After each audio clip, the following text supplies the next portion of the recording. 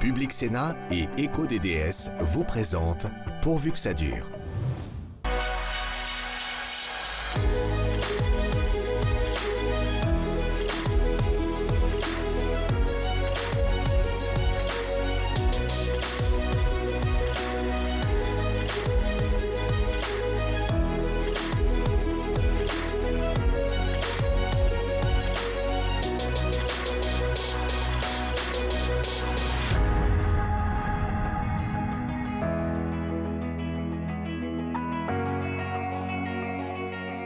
Bonjour, bienvenue dans ce nouveau numéro de Pourvu que ça dure, l'émission qui rend l'éco-responsable sur Public Sénat.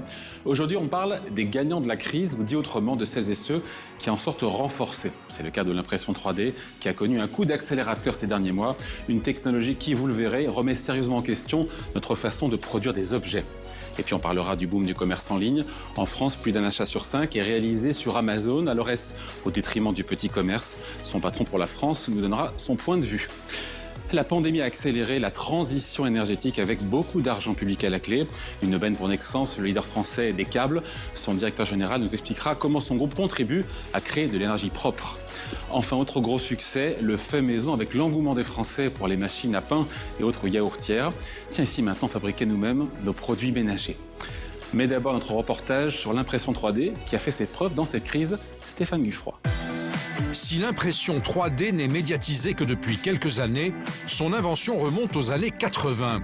Jouets, lunettes, ustensiles de cuisine, pièces automobiles, les objets du quotidien issus de l'impression 3D foisonnent autour de nous.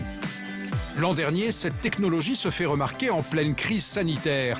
Les hôpitaux manquent cruellement de matériel, comme des visières ou des embouts à connecter aux respirateurs. Les imprimantes 3D seront la solution pour produire rapidement en quantité. Mais 80% des imprimantes 3D sont vendues à des particuliers comme Amaury, étudiant, qui a investi 700 € dans un modèle amateur. L'impression 3D, c'est une révolution complète. Passionné depuis son plus jeune âge, chez lui, Amaury, 21 ans, s'amuse à dénicher des modèles 3D d'objets en tout genre, libres de droit, pour ensuite leur donner vie. Aujourd'hui, il jette son dévolu sur un vaste design. Tout le monde peut s'y mettre. C'est la communauté qui l'a mis du coup à la disposition de tout le monde. Vous pouvez tout à fait télécharger ce modèle sur Internet, vous l'importez dans ce logiciel. Il copie les données numériques de l'objet sur une carte mémoire qu'il insère ensuite dans son imprimante 3D. On va venir ajouter des couches superposées de plastique fondu. Au fil des minutes, le vase qui était virtuel prend vie. En matière première, cet objet lui coûte un peu moins de 50 centimes. Là, il a fallu 1 heure pour créer ce petit morceau de base. On peut tout faire, quoi. Enfin, quoi que vous pensiez, ça peut prendre vie. Il suffit d'une prise électrique et d'un rouleau de filament de plastique. C'est l'outil ultime, quasiment. En 2020, le marché de l'imprimante 3D a quadruplé. La plupart des machines sont vendues à des amateurs comme Amaury, mais d'autres les utilisent pour gagner en productivité et en précision. À 800 km de là, à Aix-en-Provence, Sonia, 37 ans, est prothésiste dentaire. Elle réalise des appareils pour les enfants. Alors ici, on est dans la salle de plâtre. Avant, j'avais besoin de tout cet espace et de toutes ces machines pour pouvoir faire ce que fait ma petite imprimante 3D. Avant, chaque moulage en plâtre lui prenait 1 heure. Aujourd'hui, Sonia passe davantage de temps devant son écran que dans son laboratoire. Quand j'ai commencé le métier, pour moi, c'était inimaginable qu'on passe sur les imprimantes 3D, puisqu'on est quand même dans un métier très artisanal. De plus en plus d'orthodontistes possèdent des caméras qui permettent de modéliser la dentition des patients et de les transmettre à Sonia. Il faut compter à peu près 3 heures. Et l'avantage, c'est qu'on peut mettre plusieurs moules sur le plateau. Et pendant ce temps-là, moi, je peux travailler et faire autre chose. Et ça peut même tourner la nuit. Aujourd'hui, ça représente environ 30% des moulages que je vais fabriquer. Mais dans le temps, je pense qu'on va monter à 50% et sûrement à 100%. 300 moulages en résine sortent chaque année de son atelier. Un retour sur investissement réalisé en seulement quelques jours. Ce sont des machines qui sont très accessibles. Là, on est entre 500 et 1000 €. Et du coup, maintenant, beaucoup de personnes peuvent s'en équiper. La machine prend de plus en plus de place dans son métier, mais la main de l'homme reste encore indispensable pour finaliser les appareils dentaires. Si la jeune femme travaille avec des machines à moins de 1 000 €, les industriels, eux, investissent des millions dans des imprimantes pour concevoir des pièces en métal de notre quotidien. Nous sommes à Salon de Provence, chez le leader de l'impression 3D métal. Stéphane Abed a fondé l'entreprise en 2007 et lui aussi s'est intéressé au médical. C'est une vraie innovation dans le monde du médical, ce sont des implants sur mesure. Comme cette pièce en métal qui remplace une partie de la boîte crânienne en cas d'accident. Mais il ne s'arrête pas là. Il étend ses services à d'autres secteurs, parmi les plus high-tech. Alors le médical, c'est une partie de notre activité, mais en fait, on couvre un spectre très large. On peut parler de l'automobile avec la Formule 1 qui utilise beaucoup cette technologie. On peut parler de l'aéronautique, on peut parler du monde de l'énergie. Et même le spatial, on a des pièces aujourd'hui qui volent dans les satellites. À l'abri des regards, une vingtaine d'imprimantes 3D tournent à plein régime et sont pilotées par une quarantaine d'ingénieurs. Il faut porter des protections individuelles, c'est normal, on manipule des poudres, mais ces technologies sont totalement sécurisées. Par contre, pour l'environnement, ce sont des technologies très intéressantes. Elles peuvent permettre de faire des pièces beaucoup plus légères. Avec l'arrivée des impressions 3D, cette pièce d'avion en métal a pris des allures organiques, très design. Les ingénieurs les ont repensées comme pour cette autre pièce d'avion en éliminant le superflu. Elles ont des trous et ce sont des trous qui sont voulus en fait. C'est dans la conception, on les fait de manière très allégée, très alvéolaire pour aller minimiser vraiment le poids embarqué. Alors vous imaginez que dans des industries telles que l'aéronautique ou le spatial, c'est quelque chose qui tout de suite parle. Donc c'est vraiment un moyen nouveau que la fonderie ne pouvait pas faire, que l'usinage ne peut pas faire, d'aller concevoir différemment des objets en 3D. Stéphane Abed et ses équipes fourmillent d'idées et se sont lancés dans un projet un peu fou. Imprimer des pièces en métal à près de 400 000 km de la Terre. Oui, nous sommes vraiment aux prémices de l'impression 3D. À titre d'exemple, je peux vous citer un projet sur lequel nous travaillons aux côtés d'Airbus, qui consiste à faire la première imprimante métal qui va partir sur l'ISS, donc dans l'espace. On va imprimer des pièces en métal prochainement pour soit réparer, soit produire des pièces localement. On parle beaucoup d'impression aussi sur la Lune, donc tout ça, ce sont des travaux qui sont en cours. Transporter facilement la matière première sous forme de poudre et créer avec une imprimante 3D partout dans le monde, voire dans l'espace. C'est la nouvelle arme des industriels qui risque de devenir incontournable dans un futur très proche. Amazon fait évidemment partie des entreprises qui sortent renforcées dans cette crise. C'est le thème de notre émission aujourd'hui. Mais est-ce au détriment, justement, de nos commerçants, de nos PME, ou au contraire, le géant américain leur apporte-t-il des solutions? Bonjour Frédéric Duval. Bonjour David Jaco. Vous êtes le directeur général d'Amazon pour la France. Quelques chiffres quand même, 300 milliards de ventes en 2020, soit une hausse de 40% par rapport à 2019. Est-ce que c'est une évidence? Est-ce que c'est une réalité? Amazon sort plus fort de cette crise, même si peut-être que ça vous gêne de le dire comme ça, parce que oui, c'est inconvenant, peut-être inapproprié parce qu'il y a de la souffrance, mais c'est une réalité? En fait, sur le site Amazon.fr, 6 unités sur 10 sont vendues par des marchands tiers.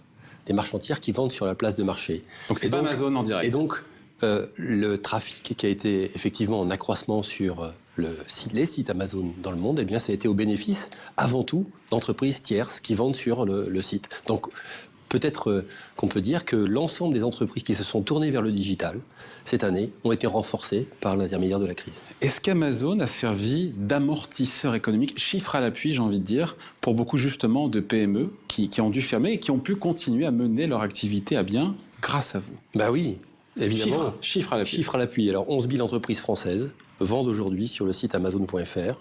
Mais c'était le cas avant déjà, non? Non, c'était beaucoup moins, et ça augmente. Aujourd'hui, on a accompagné des centaines, voire des milliers d'entreprises à démarrer leur activité, et on voit qu'effectivement, eh bien, les entreprises qui vendent désormais sur Amazon.fr et sur d'autres sites d'ailleurs, ont permis à leur business, à leur activité, de rester à flot. Par exemple, les Ducs de Gascogne, c'est une entreprise donc du sud-ouest de la France qui fait des paniers garnis de produits gourmands.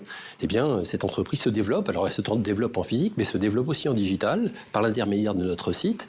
Et eh bien, elle fait de plus en plus de chiffre d'affaires grâce à l'e-commerce partout en France, voire en Europe.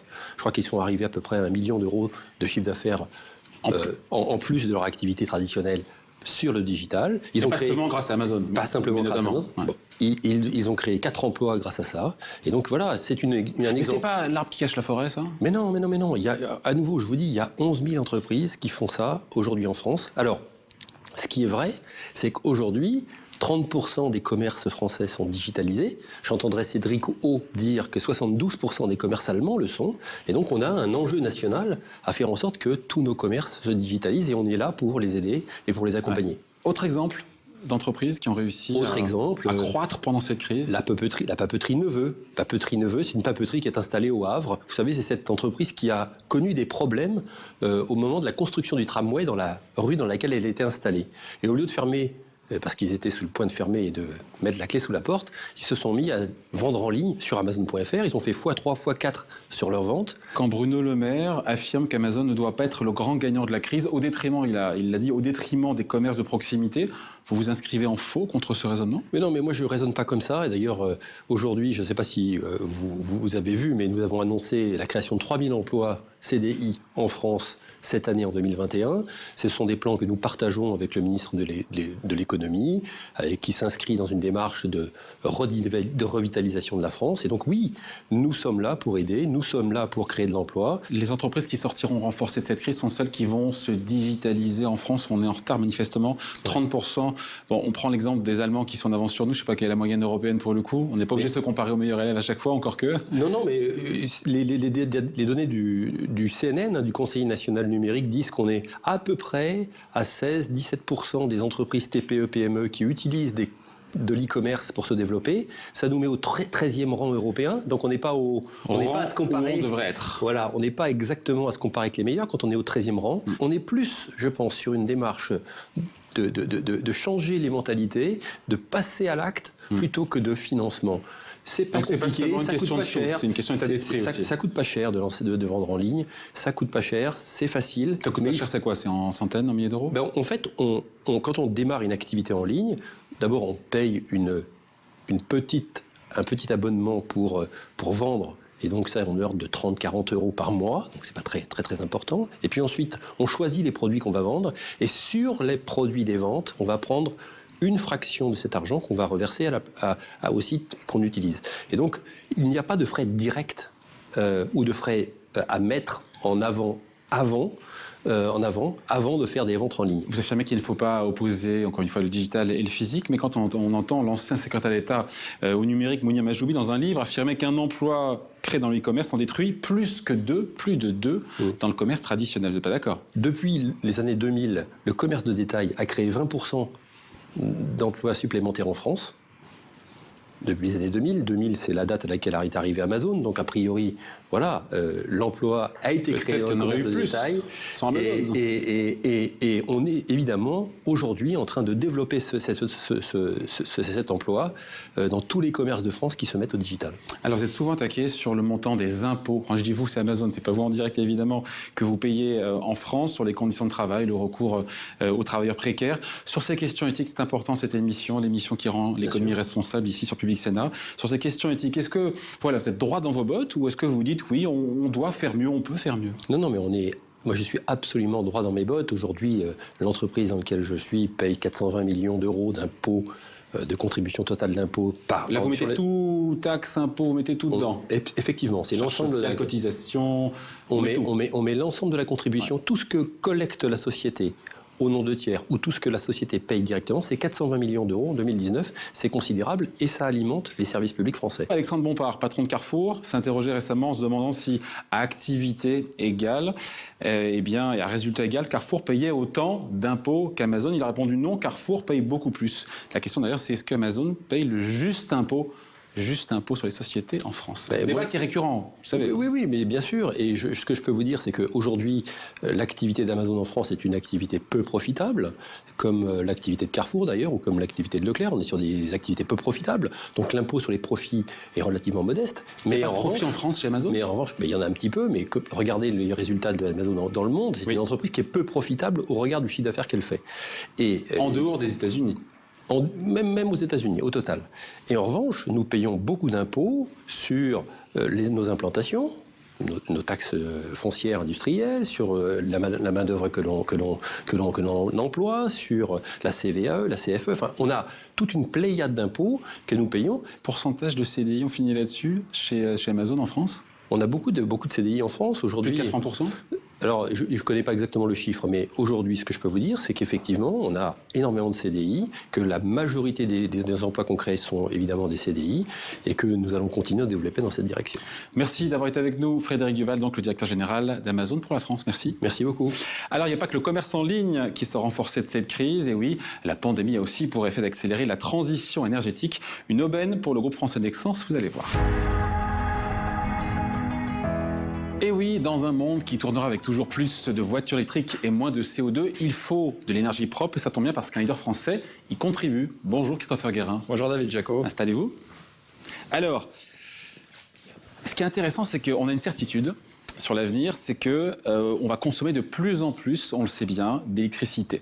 Mais si on veut éviter les pannes géantes, les blackouts, il faut rénover nos réseaux électriques qui ne sont pas tout jeunes, qui ont près de 40 ans. 40, 50 ans en Europe, 40 ans aux États-Unis. Et c'est ce que vous faites avec vos câbles. Exactement. Et il y a beaucoup d'argent public aujourd'hui qui est là au service justement de la rénovation de ces réseaux électriques. Oui, en fait, on ne se pose pas beaucoup de questions sur comment est transportée l'électricité, mais en fait, Nexans, une société comme Nexans, transporte l'électricité des fermes éoliennes qui sont parfois à 100 km de distance des côtes, jusqu'à des grands réseaux de transmission qu'on appelle les autoroutes d'énergie, de distribution, pour arriver jusqu'à votre ampoule. Voilà. Et ce réseau a besoin d'être rénové, oui. Voilà, donc ça fait des contrats. C'est une émission sur les entreprises qui sortent renforcées de la crise. Pour vous, c'est un business, ça? C'est un business surtout parce qu'en fait, on est au devant d'une nouvelle révolution électrique. Le renouvellement des réseaux, comme vous le dites, mais également l'énergie décarbonée qui est en train de s'installer à travers le monde. Parce que, encore une fois, notre futur sera de plus en plus électrifié. Mais pour aller vers ce qu'on appelle cette neutralité carbone, il faut donc une électricité qui soit propre. Et là, encore une fois, Nexans y contribue avec ses câbles. Des câbles, encore une fois, qu'on ne voit pas. C'est ça qu'il faut expliquer, c'est qu'ils sont sous terre. Ils sont invisibles, mais 100% de l'électricité passe par les câbles. Donc voilà. Sans câbles, pas d'électricité. Voilà. Et donc l'éolienne, c'est une énergie verte par excellence. Alors on sait que les éoliennes terrestres, pour le coup, elles ont mauvaise presse. Enfin voilà, elles suscitent la polémique, on va dire autrement, pour des problèmes de voisinage, mais pas seulement. Mais les éoliennes en mer, maritime, offshore, les fermes éoliennes, pour le coup, pour vous, elles sont vraiment promises un grand avenir parce qu'elles ont beaucoup d'atouts. Beaucoup d'atouts, et puis l'espace maritime est très très vaste. Aujourd'hui, il y a à peu près 5000 éoliennes en mer qui sont déjà installées, et on va en installer d'ici 2030 plus de 30 000. On parle de 200 gigawatts de puissance, c'est phénoménal. Ouais. Phénoménal. Et en mer, pourquoi est-ce que c'est mieux, une éolienne? Parce qu'il y a plus de vent, le vent est plus régulier? Oui, en fait, aujourd'hui, les éoliennes étaient dans des distances à peu près de 30 km des côtes, bon, avec des zones venteuses un peu plus faibles. Maintenant, on les pose à 80, 130 km des côtes, avec des vents forts. On a également des câbles d'interconnexion. Vous avez des autoroutes d'énergie qui sont en train de se positionner, enfin de s'installer à travers les pays, où les pays vont s'échanger de l'énergie verte entre eux. Je vous donne un exemple, le projet Nordlink que nous avons fini d'installer au mois de septembre dernier. Où ça?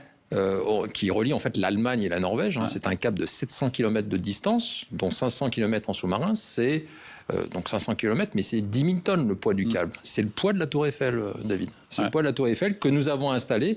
Et l'objectif, c'est que l'Allemagne envoie son excédent d'énergie verte qui vient des éoliennes terrestres vers la Norvège, qui peut renvoyer par sa puissance hydroélectrique toute l'énergie nécessaire pour l'Allemagne. Il y a vraiment un boom, un essor de cette demande de fermes éoliennes. Vous évoquiez donc 200 gigawatts. Ouais. D'ici 2030, oui. 1 gigawatt, c'est une centrale nucléaire, c'est ça? Un réacteur nucléaire. Un réacteur nucléaire, oui. Et donc, en fait, là, vous avez un énorme projet en Angleterre qui va poser à peu près 630 éoliennes sur un parc qui va représenter, en termes de puissance électrique, 4 gigawatts. C'est à peu près, vous alimentez 4 millions de foyers avec cette puissance-là. Mais pour l'instant, il n'y a pas d'éoliennes en mer en France. Pour l'instant, ça devrait venir en 2022. Ça arrive, il y a beaucoup de projets qui arrivent, oui. Il y a le projet de Saint-Brieuc.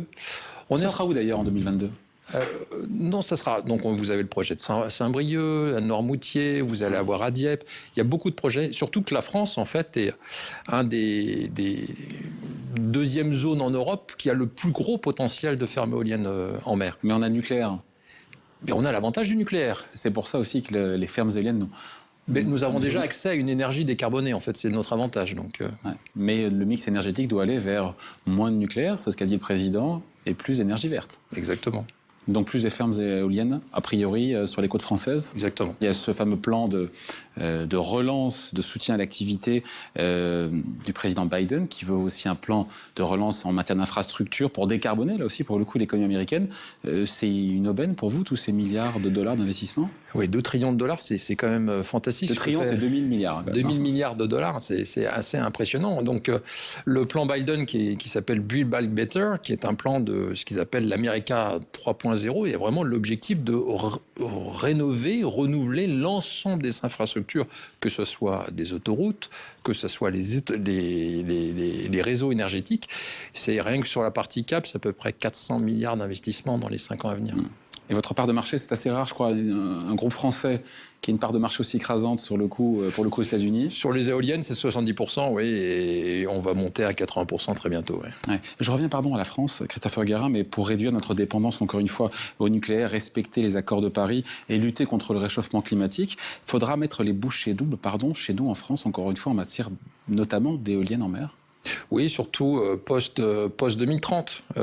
C'est un peu le grand plan d'investissement français qui est en cours d'élaboration, où il y aura beaucoup plus de projets sur les fermes éoliennes. Il y aura également des fermes solaires qui se développent très très bien dans le sud de la France et qui vont permettre d'atteindre l'objectif posé par le gouvernement, qui est d'à peu près de 40% d'énergie renouvelable d'ici 2030-2032. Puisqu'on parle des entreprises qui sortent renforcées de la crise, votre carnet de commandes, il est rempli jusqu'en... On a un carnet actuellement qui boom, qui est à plus d'1,5 milliard. On va annoncer beaucoup de awards là, dans les prochains mois. Donc on va passer de 2 milliards, donc on va être plein jusqu'en 2022. Fin 2022.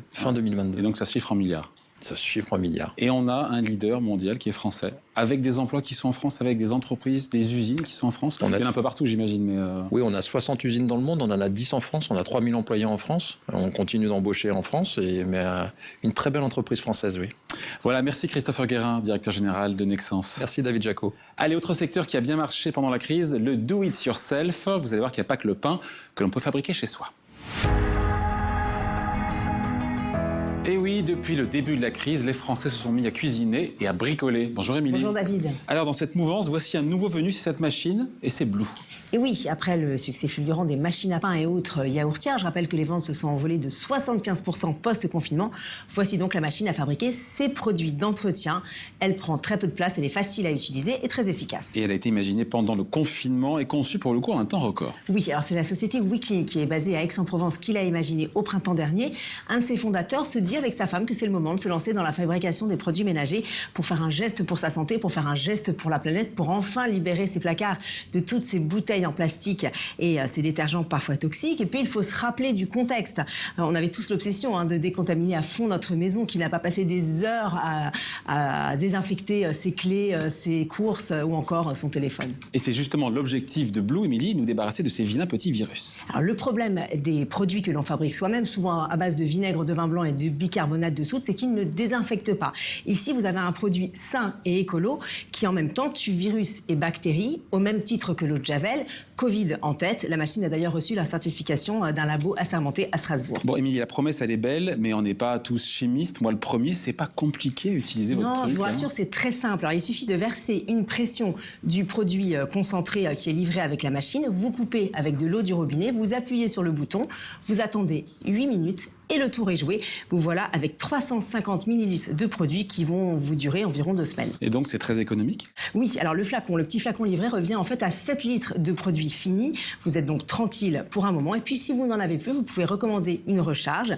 Il suffit en général de 2 recharges par an. Donc, vous faites le calcul à 15 € la recharge. Ça va être beaucoup moins cher que tous les produits que vous allez acheter sur une année.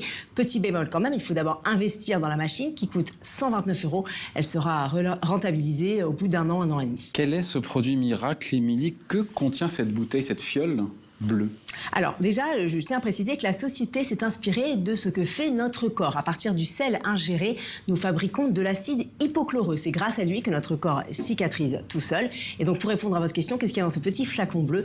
Que du naturel. Il y a de l'eau, du sel et du vinaigre. C'est tout.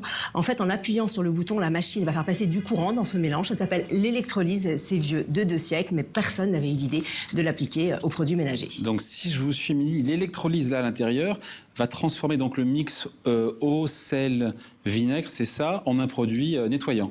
Oui, alors en fait, la molécule de sel va être séparée en deux. Vous allez avoir d'un côté la partie désinfectante. Le sel se transforme en notre fameux acide hypochloreux, tueur de virus. Et puis une partie détergente. Là, le sel va se transformer en soude caustique. C'est un produit que l'on connaît bien, qui est très efficace pour écurer les surfaces. Bon, on se dit que c'est fou que personne n'y ait pensé avant pour le coup. Mais ce produit, est-ce qu'il peut être utilisé pour tout nettoyer chez soi? Est-ce que vraiment on peut bazarder tous les produits d'entretien qu'on a dans les placards? J'ai envie de vous dire quasiment. En fait, il peut être utilisé sur toutes les surfaces qui supportent l'eau. Alors on peut citer en vrac le nettoyage des plans de travail, des éviers, des sols, des frigos, des hottes dans la cuisine. Il a également un très bon dégraisse-plat, un très bon nettoyant vitre. Il trouvera toute sa place dans la salle de bain pour nettoyer lavabo, douche et même WC. Adieu donc eau de javel. Il sera également utile pour désinfecter biberons et tous les produits de puériculture. Et puis cerise sur le gâteau, David, il fait également office de gel hydroalcoolique, très utile en ce moment. Petit bémol quand même, il ne sera pas efficace sur les gros dépôts calcaires et les taches de graisse incrustées. Là, il faudra peut-être passer à la vitesse supérieure avec des produits plus costauds. En tout cas, la machine, elle est disponible depuis avril sur le site de Blue et les premières livraisons devraient arriver au mois de mai. Voilà, c'est noté. Merci, Émilie. Merci, David. Allez, c'est la fin de Pourvu que ça dure, l'émission qui rend l'éco-responsable sur Public Sénat. Émission enregistrée comme à chaque fois depuis le Cercle Lebrun à Paris. Magazine à voir ou revoir, évidemment, sur Public Sénat ou en replay sur publicsénat.fr. Rendez-vous, bien sûr, le mois prochain.